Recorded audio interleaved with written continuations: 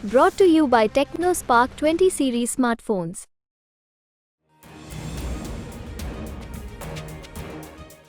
अच्छा, जनता के बीच आप जा रहे हैं, किस तरह का रिस्पांस मिल रहा है? और स्पेशली क्योंकि नई दिल्ली से आप हैं, बहुत हाई प्रोफाइल सीट इसको लगातार माना जा रहा है। चुनाव है, कोई भी सीट ना हाई प्रोफाइल है ना लो प्रोफाइल है, सारी की सारी सीटें महत्वपूर्ण हैं और एक एक मतदाता देवतुल्य है। जब आप इतना कॉन्फिडेंट हैं तो फिर आप जो सिटिंग एमपीज हैं आपके, आप उनको क्यों टिकट नहीं दे रहे हैं, नए प्रत्याशी को मैदान में उतार रहे हैं? अनुराधा जी, हमारे यहाँ पे टिकट कटते नहीं, हमारे यहाँ पे टिकट मिलते हैं। मानते हैं आप दिल्ली के भीतर इंडिया अलायंस बीजेपी के लिए चैलेंज बन रहा है? जी नहीं, अब विनम्रता से कहूँगी कि नहीं। सोमनाथ भारती को किस तरीके से आप देख रही हैं, I mean as your opponent? Baba Somnath का आशीर्वाद नरेंद्र मोदी जी के सिर पर है, सामने कोई भी सोमनाथ खड़े हो जाए। माननीय मुख्यमंत्री अरविंद केजरीवाल जी, आप देख रहे हैं, जिद पे अड़े हुए हैं, हठी बनकर कह रहे हैं कि वो जेल से सरकार चलाएंगे। बीजेपी जब करप्शन के मुद्दे पर बात करती है, जिन नेताओं पर आरोप लगाती है, फिर उनको अपनी पार्टी में वेलकम क्यों करती है? मैं खुश हूं कि आपने ये सवाल मुझसे पूछा। जो भी व्यक्ति भारतीय जनता पार्टी की विचारधारा और भारतीय जनता पार्टी के एजेंडा से सहमत है, उनका स्वागत है। बीजेपी की अगर हम बात करें तो बीजेपी में भी कई ऐसे लीडर्स हैं जिनके बच्चे अब पॉलिटिक्स में हैं। आप भी एक प्राइम एग्जांपल अब हो गई हैं क्योंकि आपको भी टिकट मिल गया है। देखिए, दोबारा थैंक यू इस सवाल के लिए। मैं विनम्रता से कह रही हूँ, मैं राजनीति में इसलिए नहीं हूँ क्योंकि मैं सुषमा स्वराज की बेटी हूँ। प्रधानमंत्री नरेंद्र मोदी से कभी आपकी बातचीत हुई है बीते कुछ टाइम में, जब से आपको टिकट मिला खासकर? जी, अभी आशीर्वाद लेने का मौका नहीं मिला है टिकट मिलने के बाद। कहीं इसी कॉन्स्टिट्यूंसी में है, चाहे राहुल गांधी की बात कर ले, सोनिया गांधी की बात कर ले, तो बांसुरी स्वराज क्या वोट की अपील करेंगी उनसे? मैं उनसे कर चुकी हूँ, लेकिन आपके माध्यम से तीसरी बार जरूर कर देती हूँ, खासकर कि माननीय सोनिया गांधी जी और माननीय राहुल गांधी जी से। लेट सुषमा स्वराज जी बहुत बड़ी लीडर रही हैं, इंडियन पॉलिटिक्स में एक बहुत कद्दावर फेस उनका माना जाता है। उनसे कुछ सीख ली थी आपने, जब आपने बचपन में कभी ये सोचा होगा कि अगर आगे चलकर माँ के फुटस्टेप्स को फॉलो करना है तो अभी से ट्यूशन लेने स्टार्ट कर लेते हैं? देखिए, राजनीति कहीं पर भी होराइजन पे नहीं थी। रही बात उनसे सीख लेने की, तो देख लिए, मेरे लिए तो सीख का भंडार थी। एग्जाम से पहले बैठ के एक एक पेपर की तैयारी खुद करवाती थी। मैं आपको सच बता रही हूँ, जितनी अच्छी नेत्री थी उससे 1000 गुना अच्छी माँ थी। बहुत मिस करती हूँ आज की तारीख में तो। बहुत ज़्यादा। आज की तारीख में नहीं अनुराधा जी, मैं आपको बताती हूँ, हर क्षण मिस करती हूँ। और एक व्यक्तिगत बात आपसे साझा करूँगी, ये क्षति समय भी नहीं भरता। जब मेरी श्वासों की गिनती पूरी हो जाएगी, जब उनसे दोबारा मिलूंगी, तब इतना ज़रूर कहूँगी, माँ I give it my best. नमस्कार, आप देख रहे हैं दिल्ली तक, मैं हूं आपके साथ अनुराधा तंवर। दिल्ली में लोकसभा का चुनाव 25 मई को होना है। 25 मई को आपको मतदान करना है, लेकिन मतदान से पहले आपको हम आपके उम्मीदवारों से मिलवा रहे हैं। और आज हमारे साथ बेहद खास मेहमान हैं और नई दिल्ली से उम्मीदवार हैं बांसुरी स्वराज। बहुत बहुत स्वागत है बांसुरी जी आपका। नमस्कार अनुराधा जी, बहुत बहुत धन्यवाद। सबसे पहले सबसे बेसिक सवाल, तैयारियां कैसी चल रही हैं? जी, तैयारी नहीं, अब तो जी प्रचार का 50वां दिन हो गया है। मैं तो क्षेत्र में उतर चुकी हूँ, जनता के बीच में उतर चुकी हूँ। अच्छा, जनता के बीच आप जा रहे हैं, किस तरह का रिस्पांस मिल रहा है? और स्पेशली क्योंकि नई दिल्ली से आप हैं, बहुत हाई प्रोफाइल सीट इसको लगातार माना जा रहा है। और मैंने आपके कई इंटरव्यूज़ देखे हैं, आपने कहा कि कोई सीट हाई प्रोफाइल नहीं होती है, चुनाव हर जगह इंपॉर्टेंट ही होता है। लेकिन नई दिल्ली के मुद्दे क्या सुनने के लिए मिल रहे हैं? आपने 3 सवाल पूछ लिए एक सवाल में। चलिए, एक एक सवाल का जवाब देते। पहले तो जनता जनार्दन के ऋणी हूँ, इतना ज़्यादा उनका आशीर्वाद और स्नेह बरस रहा है। और मैं जानती हूँ कि ये आशीर्वाद जो है, ये इसलिए है क्योंकि यशस्वी प्रधानमंत्री श्री नरेंद्र मोदी जी की जन कल्याणकारी योजनाओं का असर है, उनके विकसित भारत के संकल्प का असर है, उनकी खुद की लोकप्रियता का असर है। इसलिए जनता की तो बहुत शुक्रगुजार हूँ। आपका दूसरा सवाल था कि हाई प्रोफाइल। देखिए, ये बात बिल्कुल सही है। चुनाव है, कोई भी सीट ना हाई प्रोफाइल है ना लो प्रोफाइल है, सारी की सारी सीटें महत्वपूर्ण हैं और एक एक मतदाता देवतुल्य है। और तीसरा सवाल आपका था कि नई दिल्ली के मुद्दे क्या हैं। ये नेशनल चुनाव है और इसीलिए इसमें नेशनल मुद्दे ज़्यादा उनका ज़्यादा प्रभाव होता है। मोदी जी का एक दशक का रिपोर्ट कार्ड है, और क्योंकि वे वचन पूर्ति की पराकाष्ठा हैं, भारतीय जनता पार्टी की सरकार और भारतीय जनता पार्टी का एक एक कार्यकर्ता इतना आत्मविश्वास से भरा हुआ है कि बहुत ही सकारात्मक कैंपेन कर रहे हैं। हम मोदी जी का एक साल का जो एक दशक का रिपोर्ट कार्ड है, मोदी जी की गारंटी, वो जनता तक लेके जा रहे हैं। और जो कहा मोदी जी ने, एक एक वचन की उन्होंने पूर्ति करी है। चाहे धारा 370 हटाना हो, चाहे CAA लाना हो, चाहे नारी शक्ति वंदन अधिनियम पारित कर 33% आरक्षण महिलाओं के लिए विधानसभा या पार्लियामेंट में लाना हो, चाहे भव्य राम मंदिर का निर्माण हो, जो उन्होंने कहा वो किया। और आगे विकसित भारत के लिए जो संकल्प लिए हैं, हाल ही में हमारा घोषणा पत्र आया था, विकसित भारत का संकल्प पत्र, अगर आप उसको देखेंगे तो उसमें जितना फ्यूचरिस्टिक एक अप्रोच रखी है, उससे भी जनता में एक उल्लास है। डिजिटल, फिजिकल और सोशल इंफ्रास्ट्रक्चर की डेवलपमेंट, भारत को एक टेक्नोलॉजी का हब बनाना, इनोवेशन का हब बनाना, मैन्युफैक्चरिंग का हब बनाना, ये एक ऐसी चीज़ें हैं जो जनता में बहुत ज़्यादा रेजोनेट भी कर रही हैं। अच्छा, क्योंकि संकल्प पत्र आया और आपने मेंशन भी किया उसको, संकल्प पत्र को लेकर बहुत सारे डिस्कशंस हो रहे हैं और एक चीज़ को लेकर लगातार ये कहा जा रहा है कि इस संकल्प पत्र में कुछ भी रोजगार के लिहाज से आंकड़े नहीं दिए गए। मुझे लगता है ये शायद अच्छा क्रिटिसिज्म नहीं है। अगर आप देखेंगे तो संकल्प पत्र में हर सेक्टर में निवेश की बात है, और निवेश से नौकरी तक का जो संकल्प है, ये आदरणीय प्रधानमंत्री श्री नरेंद्र मोदी जी ने लिया है। मैंने अभी कहा, अगर आप भारत को मैन्युफैक्चरिंग का हब बनाते हैं, टेक्नोलॉजी का हब बनाते हैं, इनोवेशन का हब बनाते हैं, स्टार्टअप का हब बनाते हैं, तो ये सारे के सारे रोजगार के आयाम ही तो हैं। और कोई भी पत्र आंकड़ों से नहीं होता, हकीकत क्या है। और मैं ज़रूर ये कहूँगी कि भारतीय जनता पार्टी जो है वो केवल सपने नहीं दिखाती, सपने नहीं हकीकत बुनते हैं, इसीलिए तो सब मोदी को चुनते हैं। अच्छा, 400 पार की बात इस बार हो रही है और दिल्ली में 7 सीटें हैं और इस बार आम आदमी पार्टी और कांग्रेस पार्टी मिलकर चुनाव लड़ रहे हैं। मानते हैं आप दिल्ली के भीतर इंडिया अलायंस बीजेपी के लिए चैलेंज बन रहा है? जी नहीं, और विनम्रता से कहूँगी कि नहीं। और इसमें 3 पहलू हैं। सबसे पहला तो कि माननीय मुख्यमंत्री अरविंद केजरीवाल जी की क्रेडिबिलिटी इरोड हुई है इस गठबंधन के कारण। जनता का विश्वास उठा है उन पे से, क्योंकि उन्होंने अपने बच्चों के जीवन पर शपथ ली थी कि वो कभी भी कांग्रेस के साथ गठबंधन नहीं करेंगे, लेकिन फिर उन्होंने 180 डिग्री का यू टर्न करके गठबंधन कर लिया। तो उनके बोल का मोल नहीं है और जनता ये समझ गई है। दूसरा, आपको याद होगा माननीय मुख्यमंत्री अरविंद केजरीवाल जी एक काले कलर की नोटबुक दिखाया करते थे और उसमें कई कद्दावर नेता जो कांग्रेस पार्टी के थे उनका नाम लिखा हुआ था। केजरीवाल जी कहते थे कि 500 करोड़ क्लब, करप्शन क्लब के मेंबर्स हैं। आज के दिन आम आदमी पार्टी, जो वैसे तो एंटी करप्शन प्लैंक पे चुनकर आई थी, लेकिन सर से लेकर पांव तक आज भ्रष्टाचार में डूबी हुई है।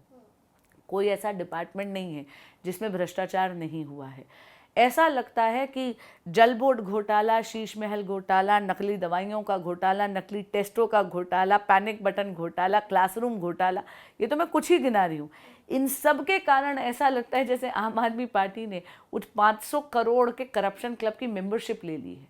ये दोनों पार्टियां, कांग्रेस और आम आदमी पार्टी, भ्रष्टाचार को लेकर एक दूसरे की परछाई बन गई हैं और इसके कारण भी जनता का विश्वास इनसे हटा है। और तीसरी बात, बार बार ये गठबंधन धर्म निभाते हुए राजधर्म और राष्ट्रहित की बलि चढ़ा रहे हैं। दिल्ली की जनता बहुत समझदार है। इन 3 विषयों के कारण, इन 3 वजहों के कारण मैं इन्हें चुनौती नहीं मानती। आपने करप्शन का जिक्र किया और जाहिर तौर पर क्योंकि दिल्ली की जो केजरीवाल सरकार है, करप्शन के बड़े चार्जेस हैं, liquor policy scam, former deputy chief minister jail में है, चीफ मिनिस्टर जेल में है। लेकिन जब करप्शन के मुद्दे पर बात करते हैं तो आपकी पार्टी ने कई ऐसे विपक्ष के नेताओं पर भ्रष्टाचार के आरोप लगाए। अजीत पवार को लेकर क्या कुछ नहीं कहा गया, अब अजीत पवार ने आपकी पार्टी से हाथ मिला लिया। करप्शन को लेकर तो लोग ये कहेंगे ना कि बीजेपी जब करप्शन के मुद्दे पर बात करती है, जिन नेताओं पर आरोप लगाती है, फिर उनको अपनी पार्टी में वेलकम क्यों करती है? मैं खुश हूँ कि आपने ये सवाल मुझसे पूछा। आपके माध्यम से इन चीज़ों को बहुत स्पष्ट कर देती हूँ। इस बात का जवाब हमारे माननीय गृह मंत्री सार्वजनिक मंच से दे चुके। मैं दोबारा दोहराती हूँ, सबसे पहले जो भी व्यक्ति भारतीय जनता पार्टी की विचारधारा और भारतीय जनता पार्टी के एजेंडा से सहमत हैं, उनका स्वागत है। लेकिन ये मैटर ऑफ रिकॉर्ड है, जो भी व्यक्ति यहाँ पर आकर एनडीए का अगर घटक दल का मेंबर बना है या पार्टी में आया है, उनके खिलाफ जो भी कार्रवाई चल रही थी वो प्रक्रिया अभी भी जारी है, एक भी केस क्लोज नहीं हुआ। आपने अजीत पवार जी की बात करी, इस उदाहरण में मैं आपको बता देती हूँ, जो क्लोजर रिपोर्ट आई वो 2020 में आई, तब वो महाविकास अघाड़ी के ही अंग थे, एमवीए के अंग थे, तब वो भारतीय जनता पार्टी में नहीं आए थे। उनके खिलाफ जो क्लोजर, उनके पक्ष में जो क्लोजर रिपोर्ट आई है वो तब आई है जब वो भारतीय जनता पार्टी में सम्मिलित नहीं थे, एमवीए के अंग थे। लेकिन उन पर एलिगेशंस तो बाद में भी लगाए ना आपकी पार्टी ने। देखिए ऐसा है, जो भी उन पर एलिगेशंस लगे उनकी जांच तो चल रही है, जांच किसी के भी खिलाफ नहीं रुकी है, कोई भी कानूनी प्रक्रिया नहीं रुकी है। दिल्ली की अगर हम बात करते हैं तो नई दिल्ली कॉन्स्टिट्यूएंसी से आप फाइट कर रही हैं और आपके सामने सोमनाथ भारती हैं। दोनों आप, अगर हम आपके प्रोफेशन की बात करें तो दोनों लॉयर्स हैं और दोनों ही पॉलिटिक्स में हैं और दोनों कॉन्टेस्ट कर रहे हैं। सोमनाथ भारती को किस तरीके से आप देख रही हैं, I mean as your opponent? Baba Somnath का आशीर्वाद नरेंद्र मोदी जी के सिर पर है, सामने कोई भी सोमनाथ खड़े हो जाए। चलिए, अगर इस तरह की बात है तो फिर क्योंकि सोमनाथ भारती आप पर कई हमले कर चुके हैं, आपने बहुत ही पोलाइटली जवाब दिया है, लेकिन उनकी तरफ से आपको लेकर कई बार जो क्रिटिसिज्म किया गया है उसमें ये तक कहा गया कि बीजेपी और ईडी एक ही है, क्योंकि बांसुरी स्वराज जो है ईडी की तरफ से कोर्ट में पेश होती हैं। अब यही तो दिक्कत है। मैं माननीय विधायक सोमनाथ भारती जी से कई बार अनुरोध कर चुकी हूँ, मीडिया के माध्यम से, आपसे भी करती, आपके माध्यम से भी करती हूँ। उनकी रिसर्च टीम बहुत कमज़ोर है, उनको गलत तथ्य बता देती हैं। मैंने कई बार कहा है, सोमनाथ भाई जब भी मेरे पे प्रेस कॉन्फ्रेंस करनी हो एक फ़ोन कॉल कर लिया करिए, मैं सारे तथ्य आपको खुद बता दूँगी, नहीं तो ऑर्डर भेज दूँगी। मैं ईडी की वकील संजय सिंह जी के उस केस में नहीं थी, वो नाम गलती से आया था। खुद ईडी ने जाकर सुप्रीम कोर्ट में अर्जी लगाकर मेरा नाम ऑर्डर से हटवाया है। क्या आपका नाम पहले पैनल में था, उसके बाद आपने डिसाइड किया कि आप नहीं जा रही हैं? मैं यूनियन ऑफ इंडिया के पैनल पे थी, लेकिन जिस दिन मेरी टिकट की घोषणा हुई, 2 मार्च को मेरी टिकट की घोषणा हुई, मैंने खुद स्वतः 8 मार्च को रेजिग्नेशन दे दिया। 15 मार्च को वो रेजिग्नेशन एक्सेप्ट भी हो गया। ये केस तो उसके कई बाद, मैं कहूँगी 3-4 हफ्तों के बाद आया। अच्छा, क्योंकि आप लॉयर भी हैं और पॉलिटिशियन भी हैं, ऐसे में मैं दिल्ली की पॉलिटिक्स को अगर देखूं तो बहुत ज़्यादा मैटर्स जो हैं हम कोर्ट में देख रहे होते हैं। दिल्ली में बहुत ज़्यादा उथल पुथल रहती है और मामले कोर्ट में चले जाते हैं। सर्वोच्च न्यायालय का मैं यहाँ पर जिक्र करूँगी। सर्वोच्च न्यायालय की ओर से ये कहा गया था कि दिल्ली के भीतर जो अधिकारी हैं उनके ट्रांसफ़र, उनकी पोस्टिंग को लेकर जो अधिकार हैं वो दिल्ली की सरकार को दिए जाते हैं। ये सर्वोच्च न्यायालय का ऑर्डर था। उसके बाद केंद्र सरकार ऑर्डिनेंस लेकर आती है, फिर उसके बाद बिल लेकर आती है। एक लॉयर के तौर पर मैं पहले आपसे पूछूंगी कि सर्वोच्च न्यायालय का ये आदेश आता है, उसको केंद्र सरकार बाद में पलट देती है। पलटती नहीं है, आपने शायद वो जजमेंट खोल के नहीं देखा। उसमें तो खुद जजमेंट में ये लिखा गया है कि क्योंकि अभी इसमें कोई स्टैट्यूट नहीं है, वैक्यूम है, इसीलिए उनको ये निर्णय देना पड़ा था। खुद सर्वोच्च न्यायालय ने कहा था कि इसमें एक स्टैट्यूट, एक एक्ट लानी चाहिए, इसीलिए सरकार, केंद्र सरकार वो एक्ट लेकर आई। लेकिन जो सीजेआई का ऑब्जर्वेशन था, उसमें सीजेआई ने कहा था कि दिल्ली में क्योंकि चुनी हुई सरकार है, लोग यहाँ पर वोट करते हैं, उसके बाद सरकार चुनते हैं, तो ऐसे में सरकार की अकाउंटेबिलिटी बनती है कि जो प्रॉमिसेस किए हैं उसको पूरा करें और इसके लिए सर्विसेज उनके कंट्रोल में होना चाहिए। जी नहीं, उन्होंने ये ऑब्जर्वेशन दिया था कि अभी क्योंकि एक वैक्यूम है, किसी भी प्रकार की अभी कोई ऐसी सेंट्रल लेजिस्लेशन नहीं है, जब लेजिस्लेशन का एक वैक्यूम होता है इसलिए उनको ये निर्णय देना पड़ रहा है। आप एक बार वो ऑर्डर खोल के दिखा दीजिए, वरना मैं अभी ले आती हूँ। उसके कारण जो केंद्र सरकार है वो एक लेजिस्लेशन लेकर आई ताकि वो वैक्यूम ना रहे।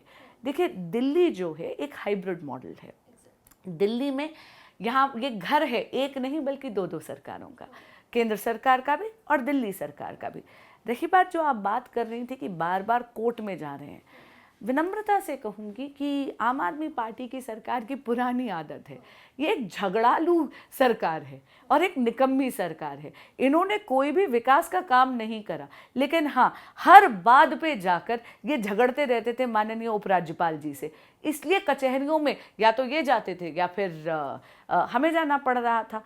लेकिन इस तरह दिल्ली का अहित हो रहा है। हाँ, और इनफैक्ट अभी भी जो हो रहा है, माननीय मुख्यमंत्री अरविंद केजरीवाल जी आप देख रहे हैं जिद पे अड़े हुए हैं, हठी बनकर कह रहे हैं कि वो जेल से सरकार चलाएंगे। इसमें भी दिल्ली वालों का अहित हो रहा है और ये 2 रीजंस के कारण हो रहा है।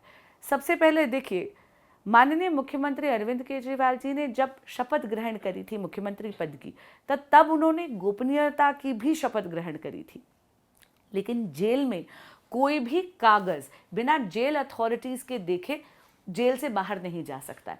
तो जब वो ये हट करते हैं माननीय मुख्यमंत्री जी कि वो जेल से ही सरकार चलाएंगे, तो वो गोपनीयता की जो उनकी शपथ है वो कॉम्प्रोमाइज हो रही है। दूसरी बात मैं पूछना चाहती हूँ कि क्या इनके पार्टी में, आम आदमी पार्टी में, क्या प्रतिभा का अकाल पड़ा है? ये कह रहे हैं कि 60 में से एक भी विधायक ऐसा नहीं है जो मुख्यमंत्री पद का दावेदार बन सकता है। क्या वो इतने अयोग्य विधायक हैं इनके यहाँ पर? और जब माननीय मुख्यमंत्री जी नैतिकता के आधार पर नहीं देते हैं इस्तीफा, तो वो दिल्ली की जनता का अहित करते हैं।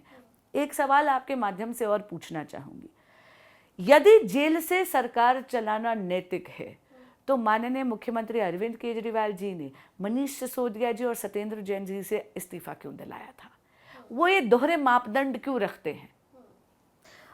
एक इस पर एक जवाब है सौरभ भारद्वाज का। वो ये कहते हैं कि सरकार हमारी, मुख्यमंत्री हमारे, हमें सरकार चलानी है। इस पे बीजेपी को तकलीफ क्या है?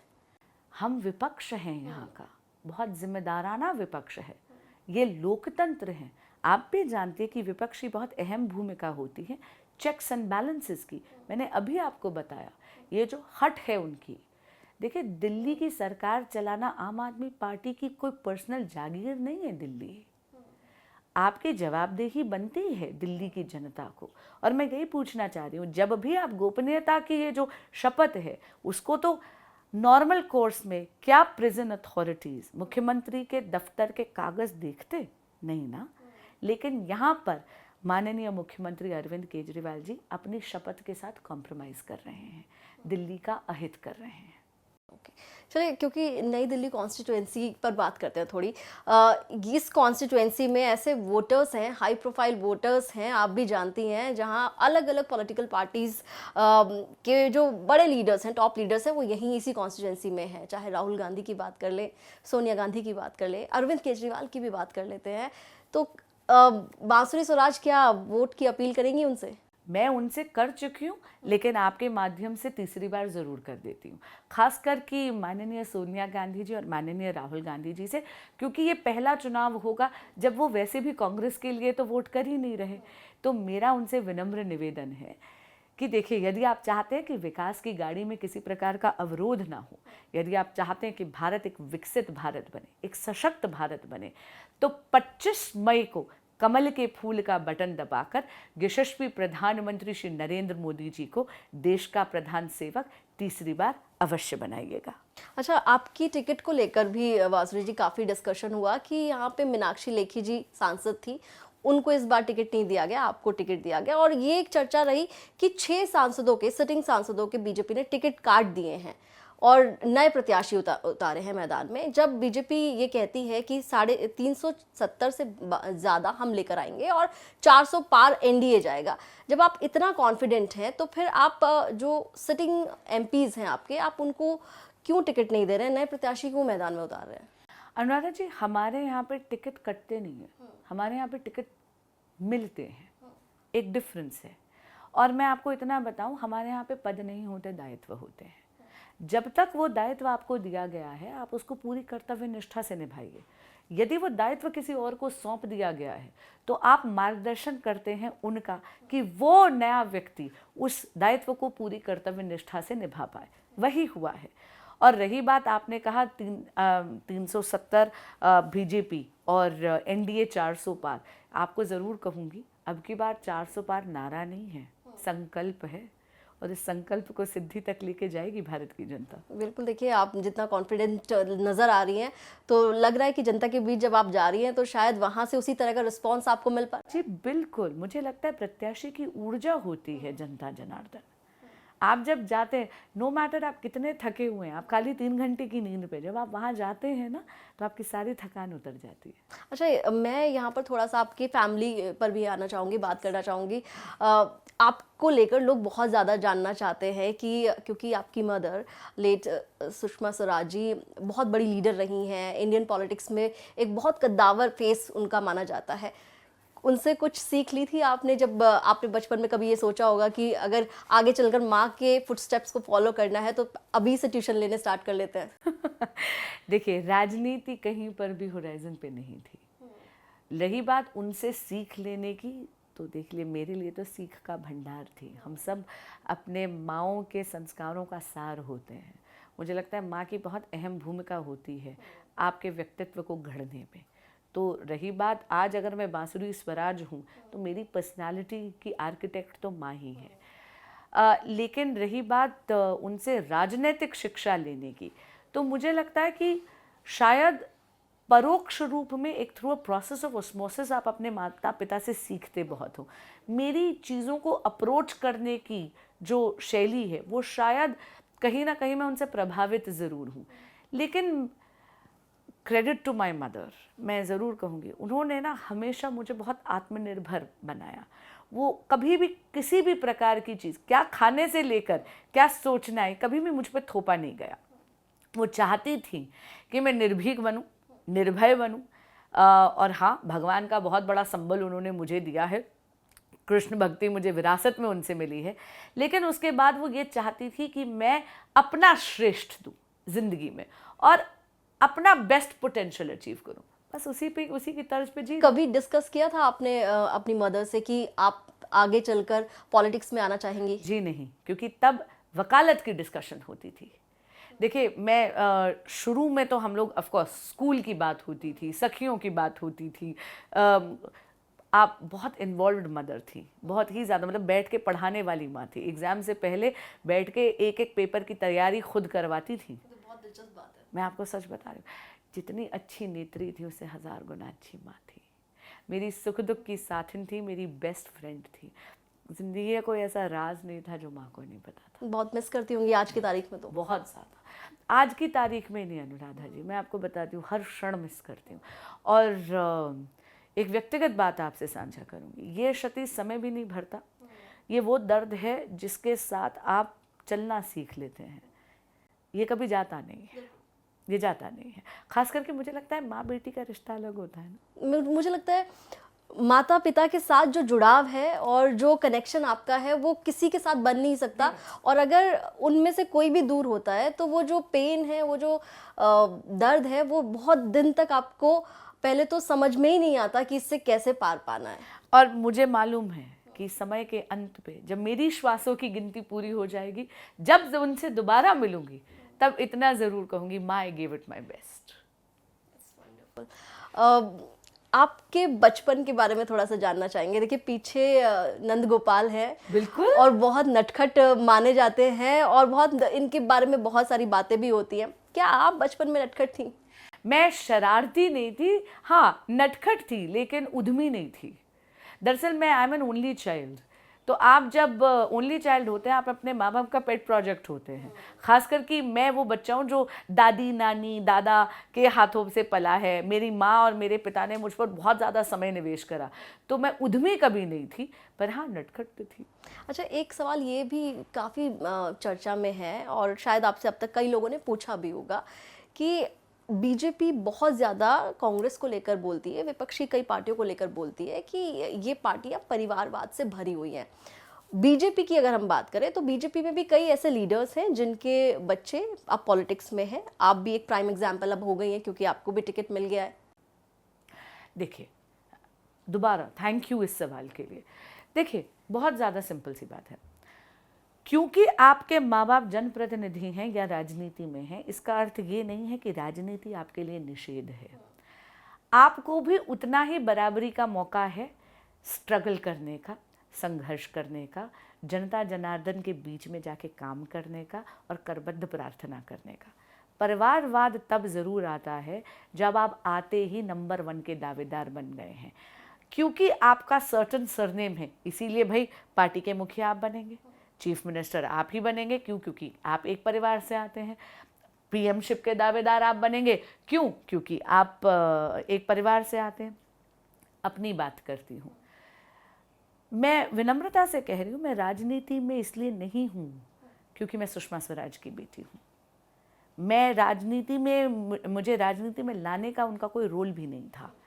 जब तक माँ जीवित थी तब तक तो राजनीति, उनकी राजनीति में मेरा हस्तक्षेप ज़ीरो था। मेरे पिता और मेरा कोई हस्तक्षेप नहीं था। मैं तो वकालत कर रही थी। मेरी संघ आयु 24 वर्ष है। मैंने तो अपना राजनीतिक जीवन एबीवीपी की कार्यकर्ता के रूप में करा था। जैसे ही स्कूल से निकली, कॉलेज में आते ही एबीवीपी ज्वाइन करी। 1 दशक तक मैंने पहले पार्टी की सेवा एक वकील के रूप में करी है। जब कृष्ण माँ को चुरा कर ले गए तो माँ के चले जाने के 4 साल बाद मैंने सबसे पहला कदम पार्टी में रखा, और वो भी लीगल सेल की को कन्वीनर के रूप में। उसके बाद मुझे एक नया दायित्व दिया गया जहाँ पर मैं दिल्ली भाजपा में मैं सचिव की मैंने भूमिका निभाई। अब जाके ये नया दायित्व मिला है। लेकिन हाँ, परिवारवाद का आरोप तब ज़रूर लगता है जब आपके कोई क्रेडेंशियल्स नहीं है, आपने कोई मेहनत नहीं करी, लेकिन आते ही पार्टी के मुखिया आप बन रहे हैं, सीएमशिप के दावेदार आप बन रहे हैं, पीएमशिप के दावेदार आप बन रहे हैं। इसलिए क्योंकि आप एक पर्टिकुलर परिवार से आते हैं। अच्छा, प्रधानमंत्री नरेंद्र मोदी से कभी आपकी बातचीत हुई है बीते कुछ टाइम में, जब से आपको टिकट मिला खासकर? जी, अभी आशीर्वाद लेने का मौका नहीं मिला है। टिकट मिलने के बाद पहले काम करूं, उसके बाद जाके आशीर्वाद। वैसे कभी चर्चा हुई है उनसे, बातचीत आपकी हुई है? जी, मुझे उनसे आशीर्वाद लेने का मौका ज़रूर मिला था। लेकिन देखिए, वो प्रधानमंत्री हैं देश के। चर्चा जो है, हाँ, हर संडे जब वो मन की बात करने आते हैं तब हम लोग ज़रूर बैठ के टीवी पर उनको देखते हैं, हर भारतीय की तरह, और हर प्रोग्राम में कुछ नया सीखने को मिलता है। अच्छा, एक चीज़ और जो बीजेपी के लिए कही जाती है, और क्योंकि पिछले 2 इलेक्शन से अगर हम कहें 2014-19 की मोदी की लहर, ये आपने ज़रूर कहा भी होगा, सुना भी होगा, और क्योंकि आप तो कैंडिडेट भी हैं, ये कहा जाता है कि भारतीय जनता पार्टी में लोग जो है वो प्रधानमंत्री नरेंद्र मोदी के चेहरे से जीत रहे हैं। खुद जो कैंडिडेट्स हैं उनका शायद इतना बड़ा रोल नहीं है, वो जीत पा रहे हैं क्योंकि प्रधानमंत्री नरेंद्र मोदी का चेहरा इतना बड़ा है, या लोगों में उनको लेकर इतनी ज़्यादा एक्सेप्टेंस है, लोग उन पर विश्वास कर रहे हैं। मानती हैं आप ये? देखिए, मोदी जी का चेहरा बड़ा इसलिए है क्योंकि मोदी जी का काम बहुत बड़ा है। मोदी जी की गारंटी है जो सारी गारंटी पूरी करने की गारंटी है। और एक प्रत्याशी होने के नाते मैं आपको बताऊंगी, ये इत्तेफाक की बात है कि इस टिकट पर नाम बांसुरी स्वराज का है। ये टिकट प्रत्येक भारतीय जनता पार्टी के कार्यकर्ता का टिकट है। मैं आपको सच बताऊं, मेरी भूमिका क्या है? मैं हूँ कमल का फूल, और इसीलिए पूरी संगठन और पार्टी की शक्ति मेरे साथ लगी है। मैं अपने संगठन को ही रिप्रेजेंट करती हूँ, अपनी पार्टी को ही रिप्रेजेंट करती हूँ। और जाहिर सी बात है कि ये नेशनल इलेक्शन है।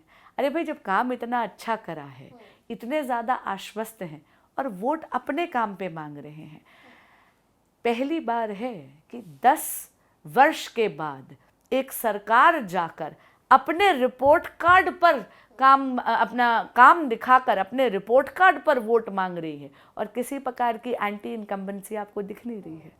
वो अपने आप में बहुत बड़ी बात है। अच्छा, दिल्ली में अगले साल विधानसभा का भी चुनाव है, इस साल लोकसभा का चुनाव है, आप नई दिल्ली से लड़ रही हैं, आपकी मदर दिल्ली में चीफ मिनिस्टर भी रही हैं। क्या बांसुरी स्वराज के जहन में अगले साल होने वाले विधानसभा चुनावों को लेकर कोई तस्वीर बन रही है? क्या बांसुरी स्वराज, स्पष्ट सवाल है, अगले साल दिल्ली में होने वाले विधानसभा चुनावों के लिए बीजेपी की सीएम कैंडिडेट हो सकती हैं? वकील हूँ, हाइपोथेटिकल सिचुएशंस में बिल्कुल भी नहीं जाती, कंजेक्चर्स का जवाब नहीं देती। आज के दिन भारतीय जनता पार्टी के एक कार्यकर्ता हूँ। मुझे एक नया दायित्व दिया गया है नई दिल्ली संसदीय क्षेत्र की प्रत्याशी बनने का। यदि जनता सेवा का मौका देती है सांसद के रूप में, पूरी कर्तव्य निष्ठा से वो कर्तव्य निभाऊंगी। रही बात विधानसभा चुनावों का, बस इतना जानती हूँ कि हाँ, दिल्ली की जनता 2025 में आम आदमी पार्टी को पटख नहीं देने वाली है। एक आखिरी सवाल, आपका अल्टीमेट गोल क्या है? काम करना, कर्मयोगी बनने आई हूँ, कृष्ण भक्त हूँ, और क्या करूँगी। बहुत शुक्रिया बांसुरी जी, बहुत अच्छी बातचीत भी हुई आपसे और तमाम सवाल जो पूछने ज़रूरी थे वो तमाम सवाल पूछे आपसे। बहुत बहुत शुक्रिया समय देने के लिए। तो बांसुरी स्वराज के साथ खास बातचीत आपने देखी, ये बातचीत आपको कैसी लगी आप बता सकते हैं कमेंट करके, और अगले किस प्रत्याशी से आप मिलना चाहते हैं ये भी हमें बता सकते हैं। फिलहाल शुक्रिया।